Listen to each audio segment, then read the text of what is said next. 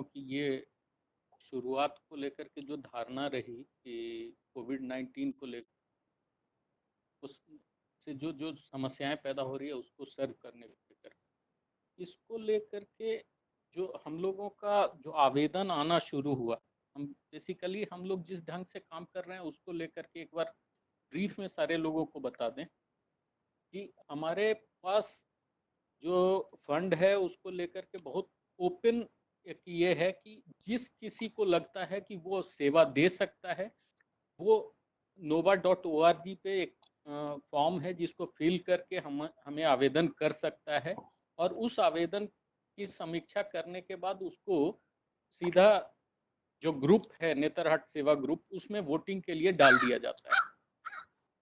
उस वोटिंग के पश्चात उसमें बड़ा सिंपल सा नियम है कि 24 घंटे वोटिंग के लिए रहेगा, और उस 24 घंटे में thumbs up and thumbs down, 3 thumbs up का अगर 3 से ज़्यादा का फर्क आता है तभी उस पर पुनर्विचार की आवश्यकता है, अदरवाइज उसको माने उसको मान्यता मिल जाती है, उसको स्वीकृति मिल जाती है ग्रुप से।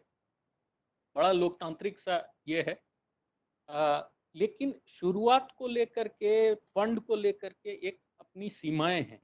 मतलब जो हमारी सीमा है जिसकी चर्चा जवाहर ने भी की कि पैसे से मदद की अपनी एक सीमा है, उस सीमा की चर्चा यहाँ पे बहुत ज़रूरी है, क्योंकि हमारे पास जाहिर है कि कोई अनलिमिटेड पैसा तो है नहीं।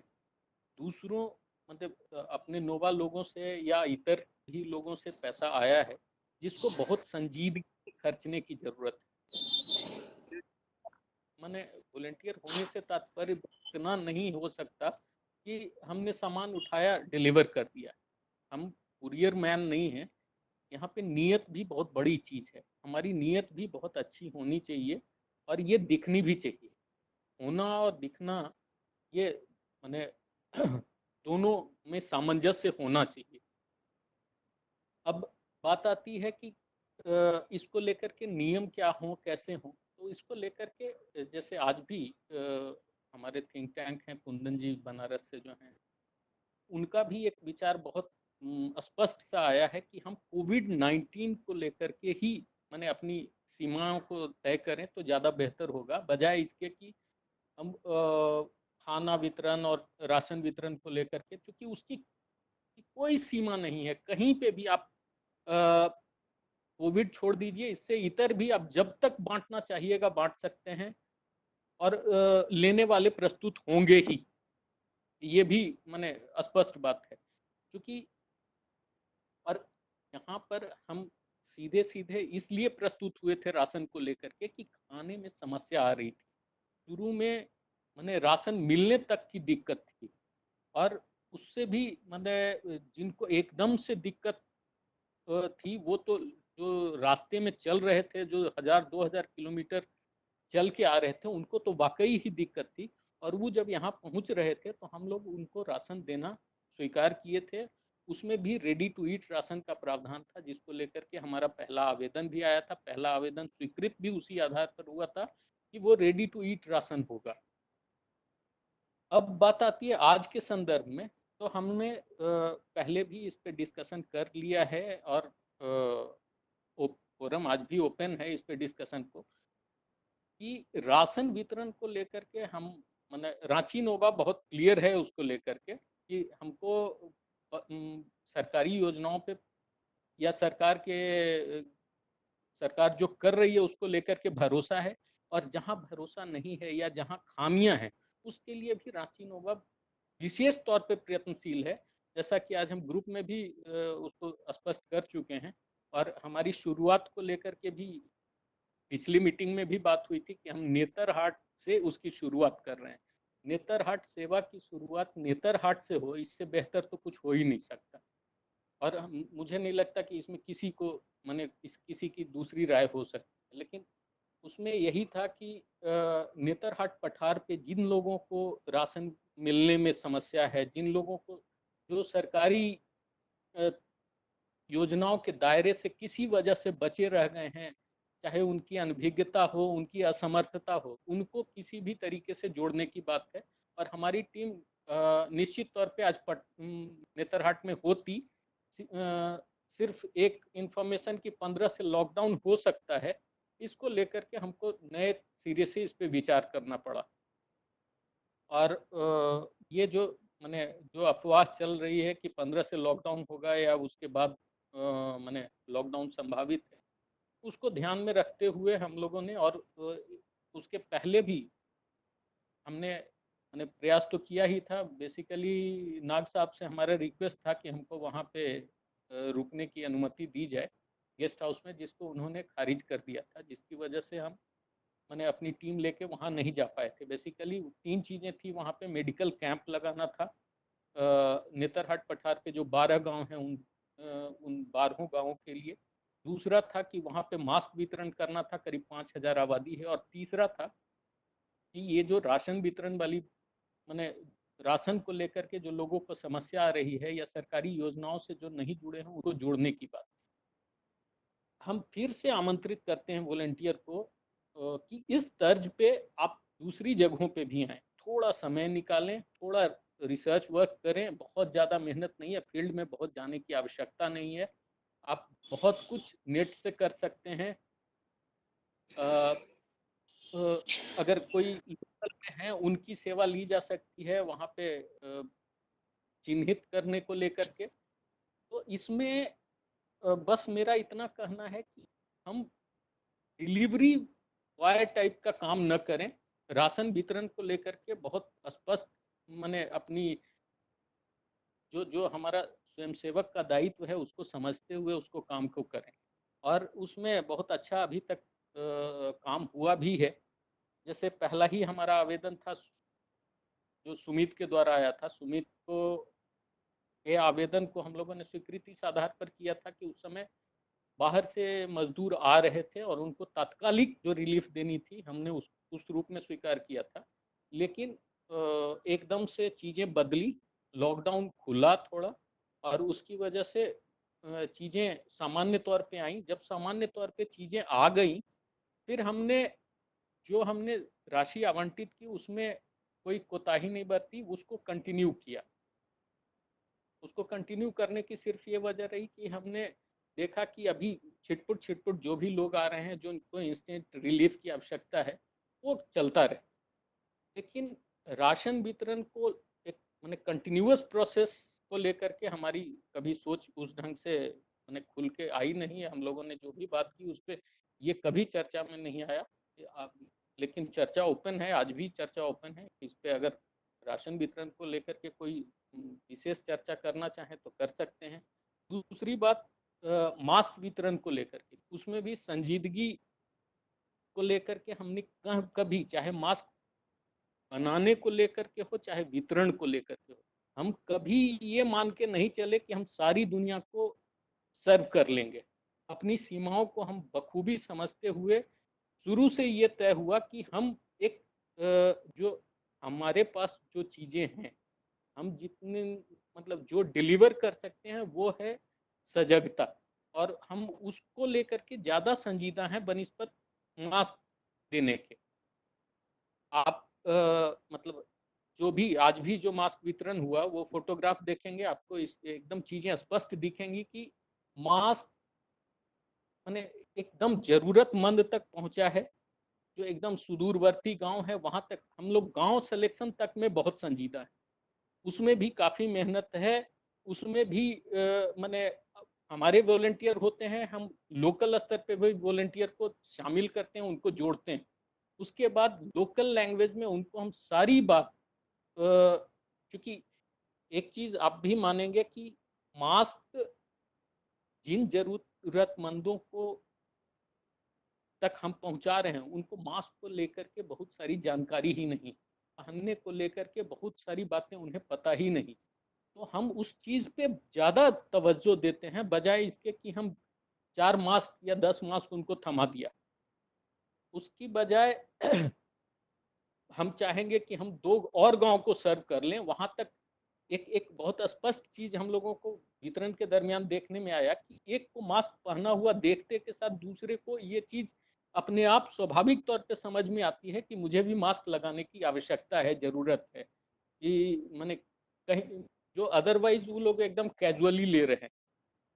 तो इस मास्क वितरण को भी लेकर के हमारे पास कई आवेदन आए हुए हैं, जिसमें कि मास्क वितरण तो जाहिर है कि अब मास्क वितरण पे हम लोग ज़्यादा ध्यान दे रहे हैं।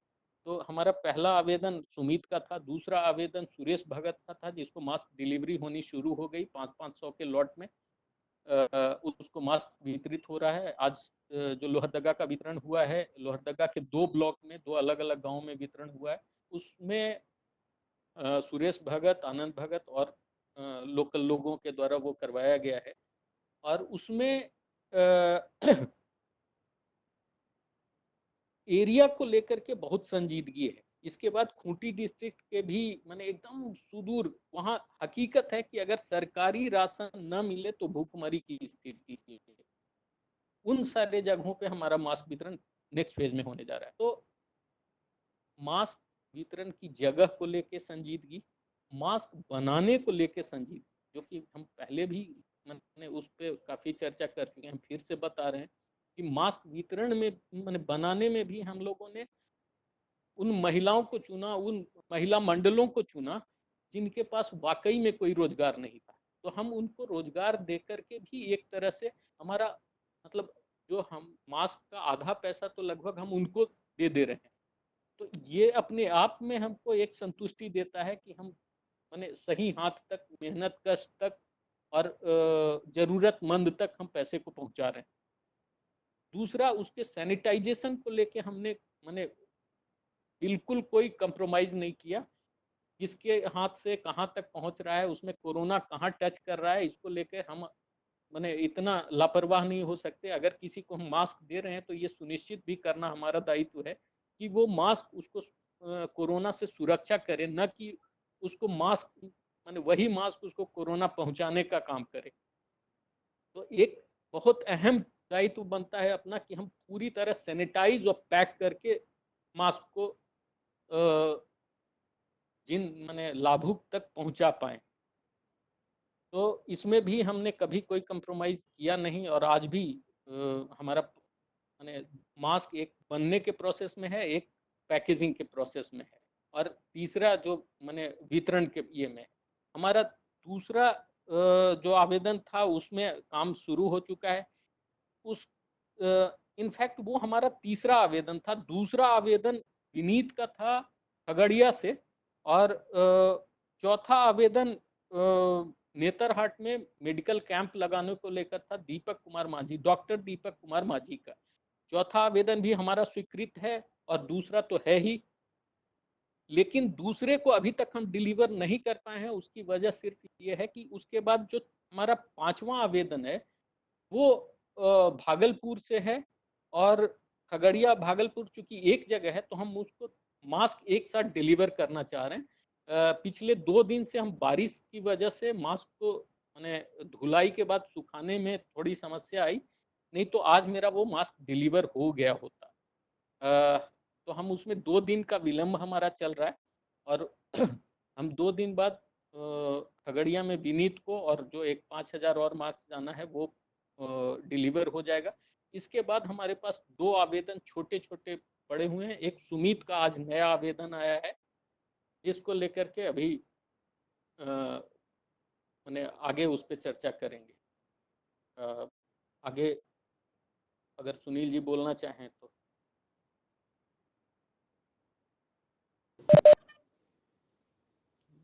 बहुत बढ़िया रहा निवासी। इस पे अगर किसी को कुछ कहना है, इस पे अगर किसी को कुछ कहना है तो हम लोग पहले जी पहले वो सुन लेते हैं। और रामा निवास जी, ऐसे भी आपने सब कुछ कवर कर ही लिया। मुझे पूछना था आपसे कि अभी भी वो फुट ऑपरेटेड वो सैनिटाइजिंग मशीन या उस पे कुछ आप लोग प्लान बना रहे हैं क्या? फूड मैंने फुट ऑपरेटेड हम ऑलरेडी उसको बांट रहे हैं, वो हमारे ऑर्डर पे है। कॉल करते हैं तो जाहिर है कि वहाँ पे कई सारे बात आते हैं कि इनको वाकई में देने की आवश्यकता। बेसिकली मास्क माने सैनिटाइजर मशीन को लेकर के भी हमारा शुरू से यही विचार था। माने हमारा कहने से सीधा तात्पर्य यहाँ रांची नोवा से है। रांची नोवा का सीधा तात्पर्य ये था कि हम लोगों तक जागरूकता माने पहुंचाएं। ये नहीं था कि हम इतना दे दिया या उतना दे दिया या ऐसे कर दिया, वो माने कतई नहीं था।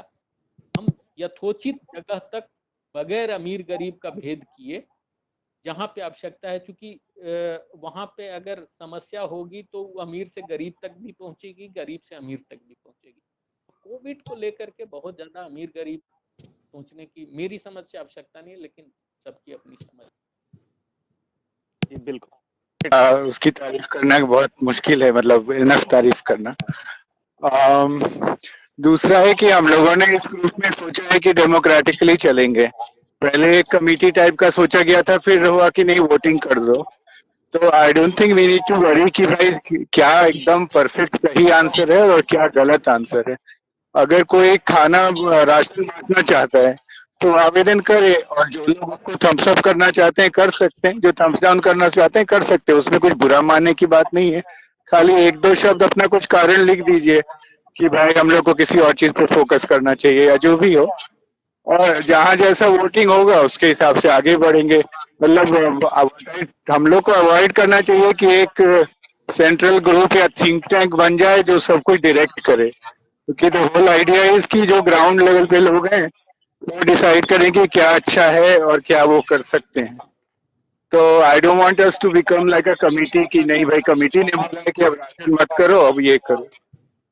आई mean there will always be need, Covid no need, Covid तो अभी है, होपफुली चला जाएगा, लेकिन नेतरहाट बिहार और झारखंड में और सेवा करते रहना चाहिए। तो जो भी जिसको लगे अच्छा वो आवेदन दे सकता है और ग्रुप अपना उसमें वोट दे सकता है। उसमें कोई बुरा मानने की बात नहीं है कि भाई मैं आपने नो क्यों बोला। इट्स फाइन, मतलब एकदम परफेक्ट करने की जरूरत नहीं है। बात प्रैक्टिस की है गौतम जी, धीरे धीरे समय लगेगा अडॉप्ट करने में। आई थिंक गौतम जी ने बड़ी अच्छी बात कह दी, और उस हिसाब से लग रहा है कि हाँ ये तो चर्चा का विषय वाकई नहीं होना चाहिए था। अगर कोई आज भी अगर रिक्वेस्ट देना चाहे फूड के लिए तो फॉर्म में डाल सकता है, और वो जो ग्रुप है उसमें उसको थम्स डाउन करके लोग अपना कमेंट लिख सकते हैं। तो सही बात है, इसको अलग से चर्चा करने की शायद बिल्कुल जरूरत नहीं थी। गौतम जी ने बड़ा वैलिड